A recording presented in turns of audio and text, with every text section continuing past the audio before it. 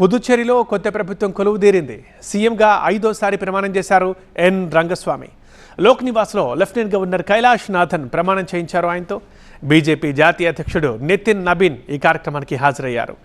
30 సీట్లున్న పుదుచ్చేరిలో NDA కూటమి 18 స్థానాల్లో విజయం సాధించింది.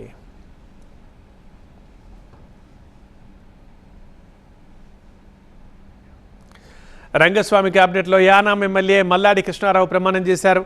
4వ సారి మంత్రిగా ఆయన ప్రమాణం చేశారు. ఎన్ఆర్ కాంగ్రెస్ నుంచి యానాం ఎమ్మెల్యేగా గెలుపొందారు మల్లాడి. 1996 నుంచి ఇప్పటిదాకా వరుసగా 6 సార్లు ఎమ్మెల్యే అయ్యారు మల్లాడి.